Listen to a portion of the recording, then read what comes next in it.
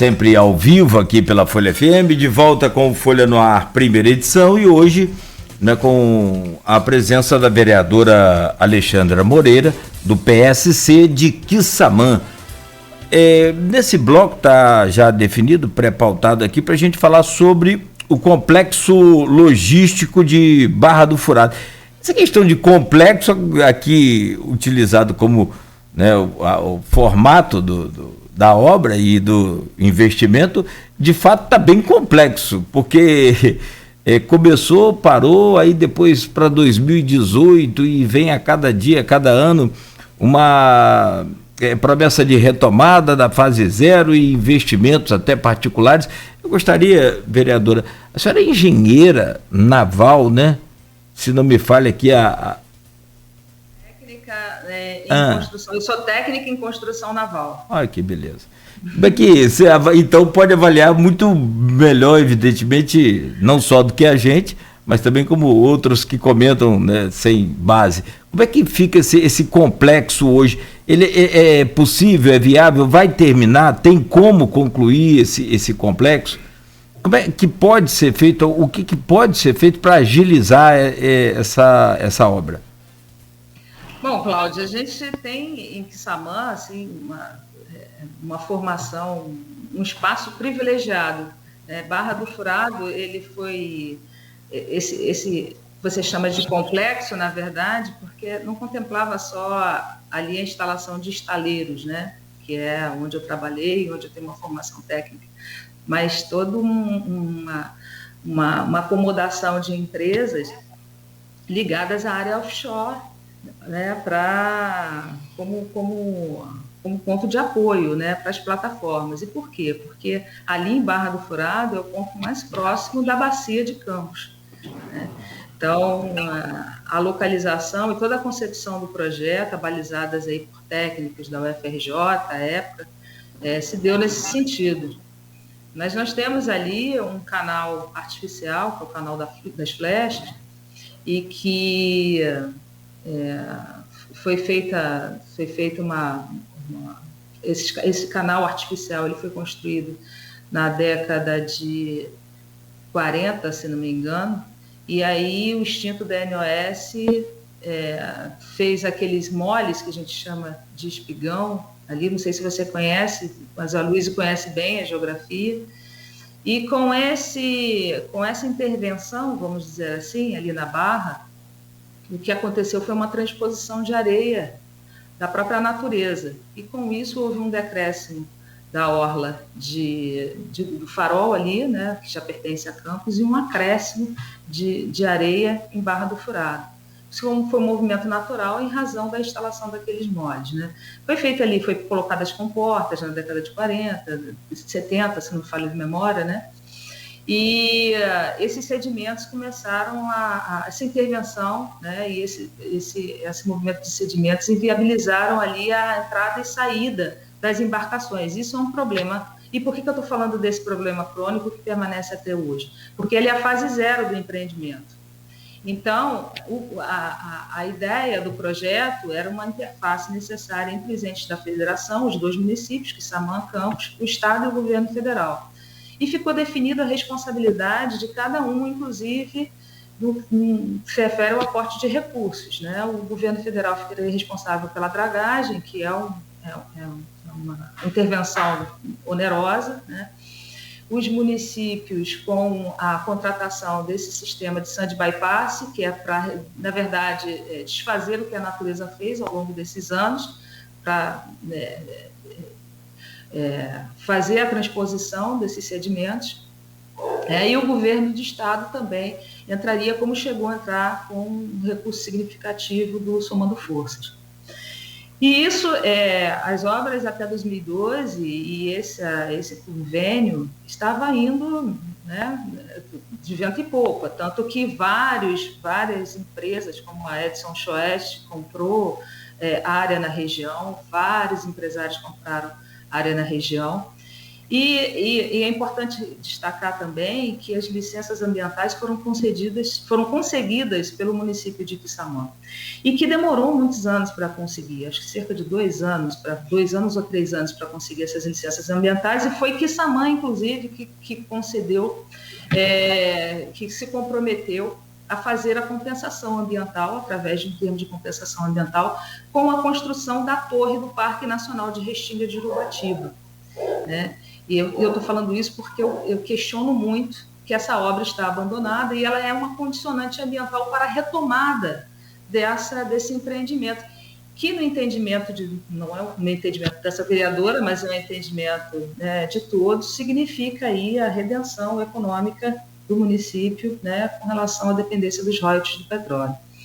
E é importante destacar que a atividade da pesca, ela também está contemplada, aliás, é uma das mais contempladas nesse projeto, porque no momento em que você viabiliza ali a entrada e saída dos barcos, né, de pesca, você está falando de uma atividade que é importantíssima e que gera, né, emprego, renda, e a gente está falando só ali no Farol de mais...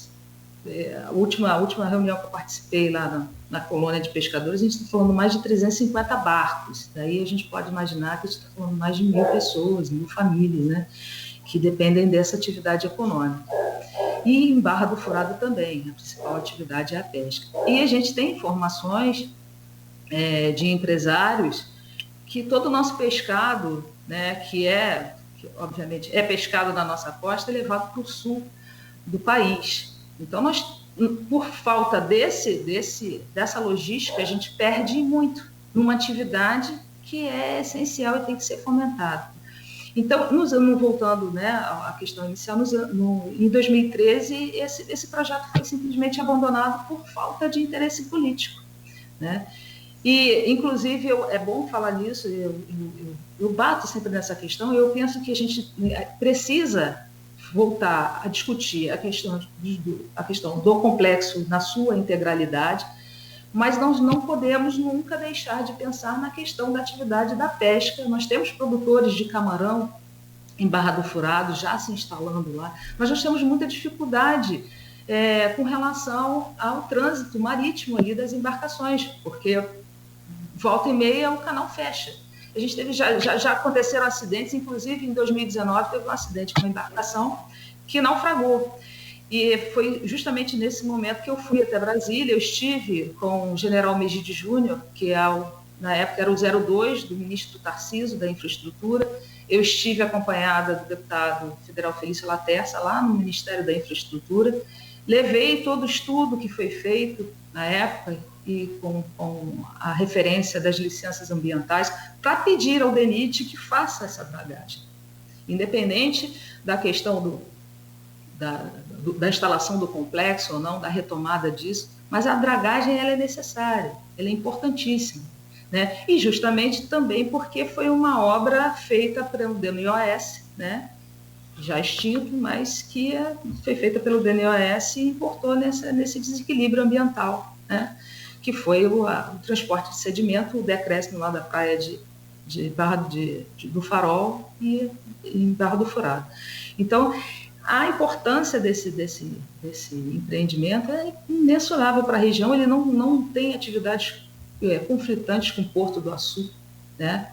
Embora agora a Bacia de Santos seja a mais visada por conta do pré-sal, nós ainda temos atividades para serem desenvolvidas na Bacia de Campos, e que comporta, sim, a finalização, né, a retomada, né, nem a finalização, mas a retomada desse empreendimento.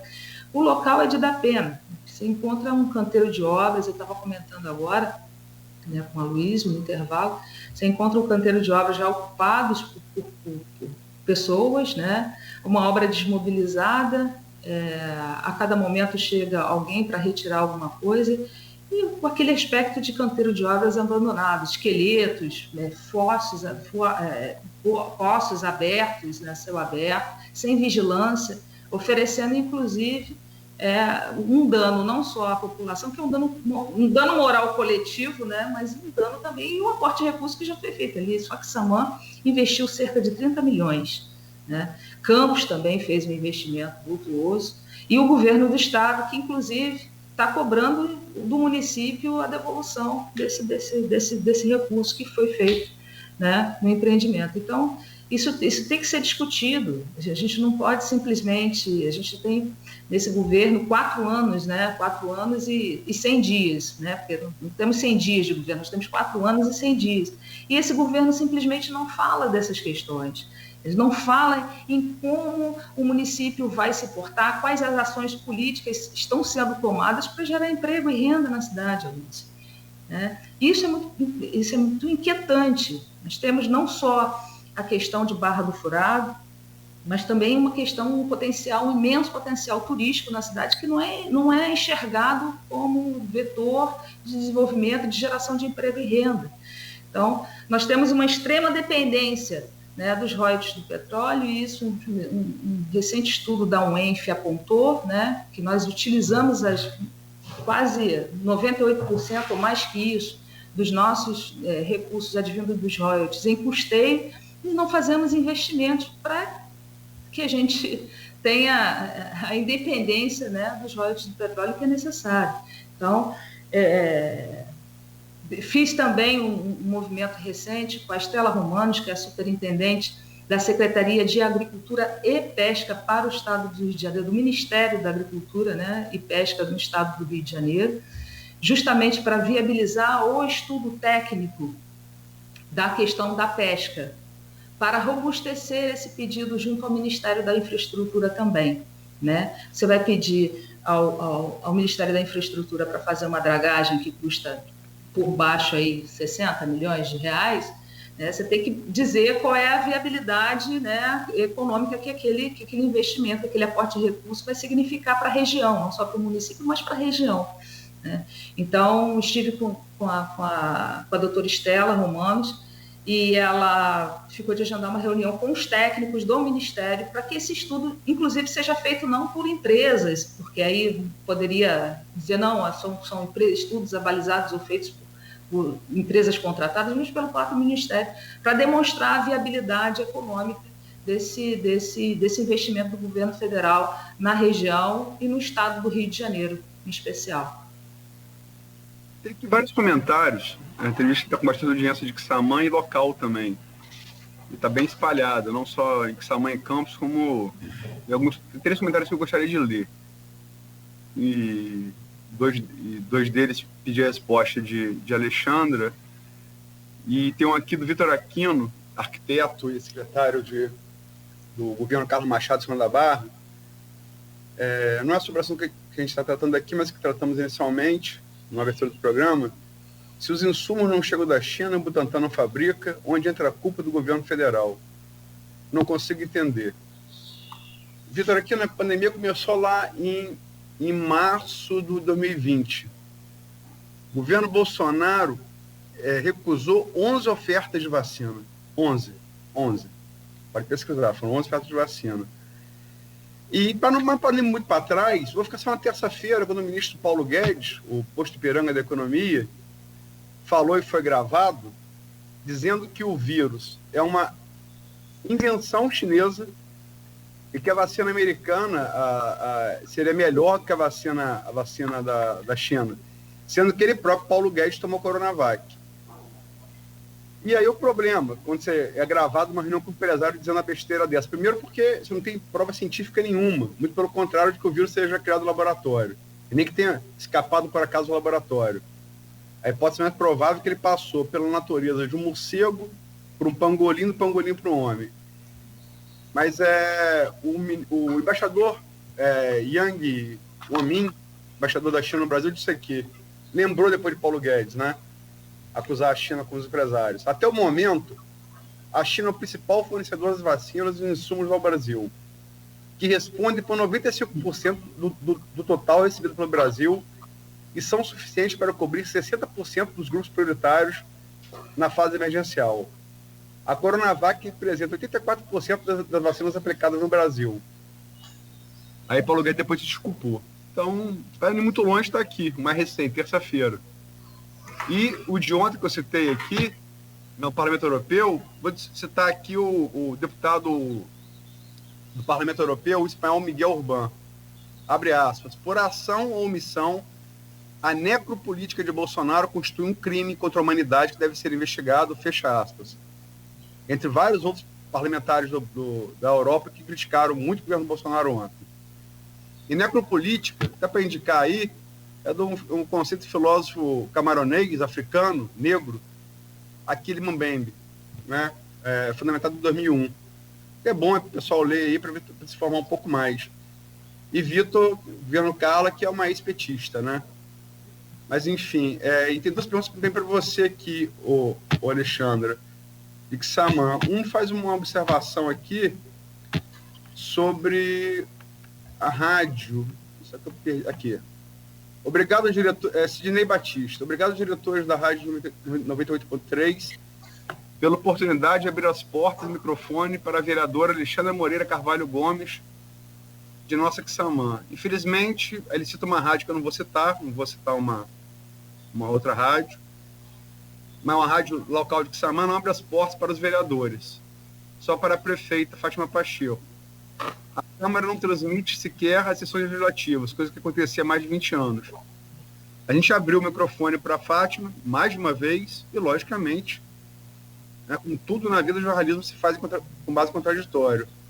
Em relação ao porto, tem aqui o complexo logístico, que é o tema desse bloco. O Celano Martinho aponta aqui: o complexo estava a pleno vapor no governo Armando, gerando emprego e renda e movimentando a economia. Pena que hoje se encontra totalmente parado, os investimentos foram parar no Açul. Queria que você comentasse os dois últimos comentários, por favor. Bom, o comentário do Sidney, e até agradecer, né, a participação do Sidney. O Sidney, junto com mais duas pessoas, o seu Henrique e o Luiz Felipe, foram três cidadãos da cidade que foram às ruas e são, vamos dizer assim, autores, né, junto com mais de 1.200 pessoas, que assinaram o primeiro projeto de lei de iniciativa popular da cidade. Eles foram às ruas e coletaram as assinaturas, o número de título de eleitor, e levaram até a Câmara o primeiro projeto de lei de iniciativa popular, que foi justamente uma lei municipal para que a rádio local, que é uma rádio comunitária, voltasse a retransmitir as sessões da Câmara, o que era feito há 20 anos, mas no governo da atual prefeita, né? Infelizmente, a rádio deixou de transmitir as sessões da Câmara. E, com isso, obviamente, a população fica alienada do que acontece nas sessões da Câmara, uma vez que a rádio... Qual foi a justificativa? Desculpa te interromper. Qual foi a justificativa para parar de transmitir? A rádio alega que deve ter um apoio cultural, né, que a ser pago pela Câmara. E, na verdade, essa foi a informação oficial que chegou à Câmara, porque o atual presidente oficiou a rádio para que informasse por que não está, né, cumprindo a legislação municipal. E a rádio diz que, primeiro, que argui uma inconstitucionalidade da lei municipal, que, no meu entendimento, não existe, e diz que há necessidade de uma retribuição, de uma contrapartida em apoio cultural. Porém, eu entendo que uma rádio comunitária, vocês têm, né, o Grupo Folha tem rádios e tem os veículos de comunicação, vocês pagam tributos que uma rádio comunitária não paga, né? A rádio, ela justamente tem a concessão, tem a outorga do Poder Público Federal, justamente para dar uma contraprestação à sociedade, né? E a retransmissão das sessões da Câmara é uma contraprestação desse serviço público. E entendo também que a Câmara não pode pagar por esse serviço, uma vez que quem está pagando é o cidadão. Então, na verdade, o cidadão está pagando por um serviço que, em tese, ele deveria obter como um retorno, né, do não pagamento de imposto que aquela rádio, obviamente, está, né, gozando da isenção de impostos. Não sei se me fiz entender, mas essa é a questão. O que é fato e é muita coincidência é que somente a prefeita tem acesso à rádio. Então, é aquela coisa dela, ela fala, né, ela tem o acesso, eu não tenho acesso, inclusive tive que judicializar umas questões até de natureza eleitoral, porque ela toda sexta-feira, inclusive, ela ocupa, né, um horário indefinido aí na rádio pela manhã. E durante esses programas semanais da prefeita, eu fui constantemente atacada até um dia em que eu tive que ingressar na Justiça Eleitoral e a Justiça de primeira instância me deu ganho de causa. Lá no TRE, eles entenderam que a via eleita, que eu não deveria ter entrado com uma representação, e sim com uma IJE, né, que é o uso, né, o abuso do poder econômico, mas a prefeita chegou a ser multada em primeira instância e eu, inclusive, estou entrando com uma ação de indenizatória pelas ofensas que foram proferidas pela senhora prefeita. E eu não tive nem sequer o direito de resposta nessa rádio. Você entender como a indignação do Sidney, de mais de 1.100 eleitores dessa cidade, levaram à criação de uma primeira legislação na cidade para obrigar a rádio a transmitir as sessões da Câmara. É isso. E com relação à segunda pergunta, foi o quê? Bento fala que o complexo logístico funcionava pleno vapor no governo Armando. É verdade. E foi abandonado. Vou pegar aqui, tá aqui. O complexo estava pleno vapor no governo Armando, gerando emprego e renda, movimentando a economia. Pena que hoje encontra-se totalmente parado. Os investimentos foram parar no Porto do Açu. Algumas empresas, como essa mesmo, a Edson Schwest, foi para o Porto do Açu, porque, né, o empresário ele tem toda atividade econômica, não pode ficar aguardando aí a boa vontade ou o desejo dos governantes locais de tocar à frente o empreendimento. Mas o professor Ciliano Martinho, ele é conhecido porque ele é morador de Barra do Furado, né? Ele é de Quissamã, ele mora em Campos, mas ele é de Quissamã e é da região de Barra do Furado, e ele conhece como ninguém. Eu falei das obras aqui, ele deve ter rememorado, né? Não estou dizendo que Ciliano é tão idoso assim, mas ele acompanhou de perto não só essa questão, essa intervenção lá do DNOS na década de 70, mas também todo o movimento a partir de 2011, né, que se deu com o início das obras do Complexo Logístico Farol Barra do Furado, e vivencia ali de perto as mazelas da população, né? Não só de ver aquele empreendimento, porque já no início das obras foi uma movimentação atípica na comunidade, na questão de geração de empregos ali, só na instalação, né, do início das obras ali, no início das obras, isso já criou uma expectativa muito grande na população, de pessoas investiram em pousadas, os restaurantes, e toda aquela rede, né, aquela cadeia produtiva que se instala ao redor de um projeto dessa magnitude, né? E é importante a gente falar disso, porque a gente está falando de empregos, né, Aloysio, e o que a gente mais... Isso na verdade, é um tormento de todos os municípios, não é só a realidade de Quissamã, mas nós temos nesse governo uma demonstração clara de incompetência com relação a criar políticas públicas que gerem emprego e renda. E isso são dados oficiais. Se você consultar lá o CAGED, você vai ver que nos governos de Armando foram criados mais de 1.250 empregos com carteiras assinadas, né? E no governo que sucedeu o Armando foram mais de 65 baixas em carteiras, ou seja, desemprego, né? E no atual governo, ela é recorde em taxas em CTPS, né? O que nós temos é um registro claro, uma demonstração clara de avaliações de órgãos oficiais. Eu estou falando não só do CAGED, no atual governo foram menos 83 carteiras assinadas, vamos dizer assim, 83 pessoas desempregadas no registro do CAGED, e esse registro foi feito, para ser justo, foi feito até 2019, a partir do advento da pandemia. A gente está desconsiderando isso e o CAGED não tem o registro, mas nós temos análise aí do Ministério Público, do Ministério Público Estadual, com relação à gestão fiscal, à gestão de transparência, o índice Firjan.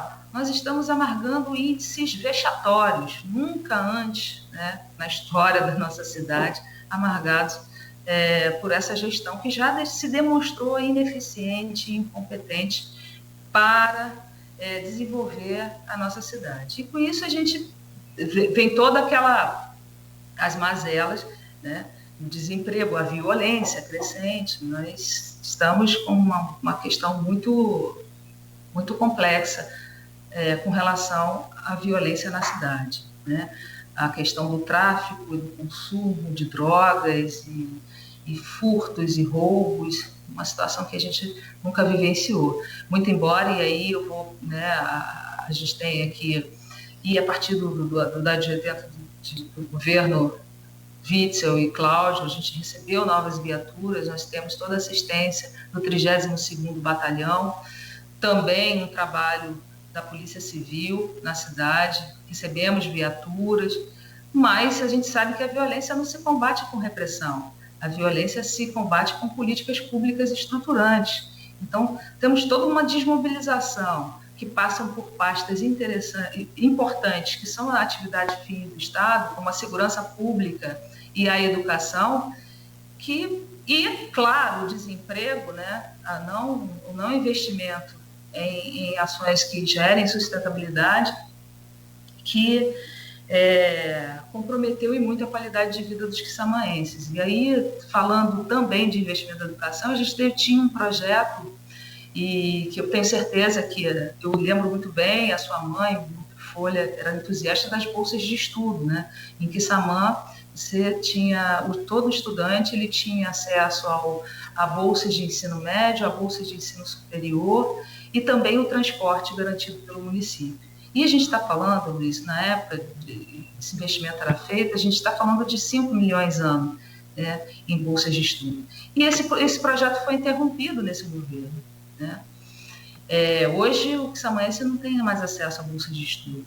E foi um dos grandes crimes perpetrados por esse governo contra a população de Quissamã. Foi negar o acesso à educação. A prefeita, em vários pronunciamentos públicos, eu vi ela comentando isso aqui na Folha, falando do IDEB de Quissamã, comemorando o IDEB de Quissamã. Ela só esquece de falar que, com relação ao IDEB, nós avançamos nos anos iniciais, mas nós caímos, nós retrocedemos a 2015, né, com os anos finais da educação, que são os anos mais importantes para a educação. Todos são importantes, né, mas os anos finais são aquele até o 9º ano, onde o aluno se prepara para fazer uma prova com um IFE, né, para fazer o ensino médio, muitas vezes desiste até de fazer o ensino médio, e nós tivemos aí a queda, né, do nosso IDEB nos anos finais da educação. Problemas relacionados à merenda, mesmo agora, semana passada, na sexta-feira, o Tribunal de Contas do Estado multou vários agentes públicos de Quissamã. O Tribunal de Contas fez uma inspeção aqui em Quissamã e constatou alimentos fora da validade.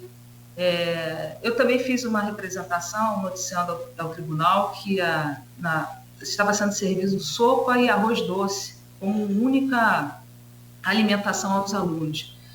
E o tribunal fez uma inspeção e constatou isso. E agora, na sexta-feira, foram vários agentes públicos multados com multas assim, que variam de 20 a 5 mil reais, justamente pelo que o Tribunal de Contas encontrou. E encontrou também produtos de baixa qualidade, quando na nota era um outro produto bem mais caro e com uma outra qualidade, né? E eu estou falando disso, eu estou falando de educação, eu estou falando do que eu penso, Aloysio, que são políticas públicas onde você tem que fazer aportes de recursos essenciais, substanciais. E a gente está falando de uma cidade, você sabe disso, porque você, né, acompanha todos os municípios bem da região e sabe da nossa realidade. Quissamã arrecadou, nos primeiros 4 anos de governo, mais de R$1 bilhão. No ano de 2020, com toda a pandemia, com todo o problema econômico que todos os municípios do Brasil vivenciaram, Quissamã arrecadou 330 milhões. Foi a maior arrecadação da história de Quissamã. Para combater o Covid, nós recebemos mais de 12 milhões e meio. Só para você ter ideia, o que é investido na saúde de Quissamã é cerca de 105 milhões que foi investido no ano de 2020. Né? Então, nós temos recursos para prover essas ações enquanto podemos. E é essa a nossa inquietação. Porque Quissamã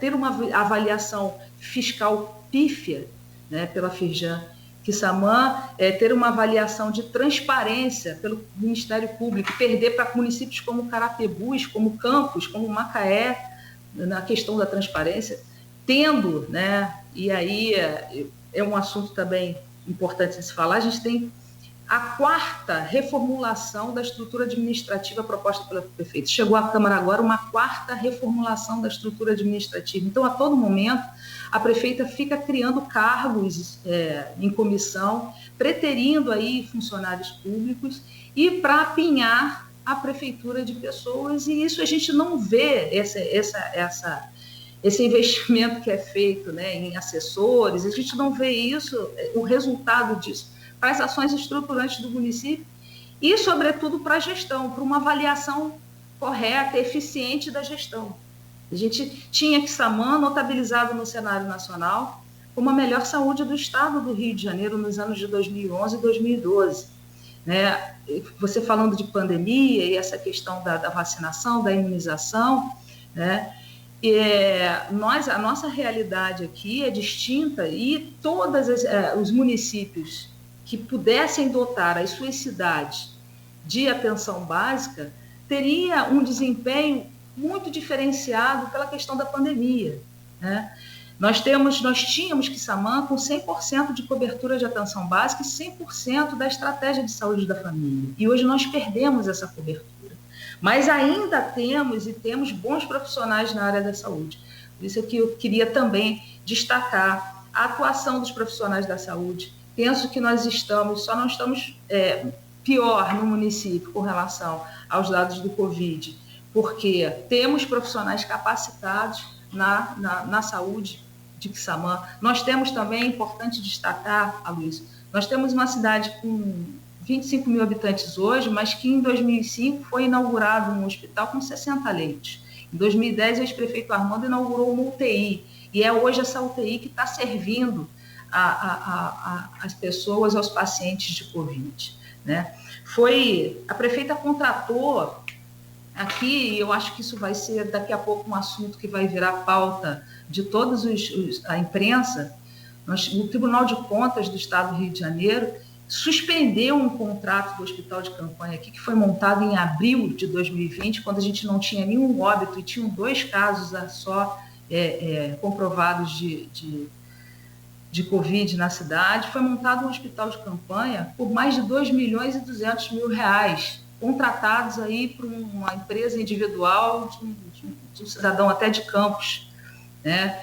E o Tribunal de Contas descobriu vários ilícitos, né, praticados nessa contratação e suspendeu o pagamento, a última parcela do pagamento desse contrato, mas foi montado por 90 dias, quando Quissamã não tinha nenhum caso de Covid, e agora, no auge da pandemia, quando Quissamã contabiliza 71 óbitos, né, aqui 2.092 casos confirmados, 25 internações, nós temos todos esses pacientes sendo tratados dentro do hospital. Então, o hospital de campanha foi montado, né, quando a gente não tinha, e agora que a gente poderia não, estamos precisando dessa estrutura, a estrutura foi desmobilizada em junho, 90 dias depois.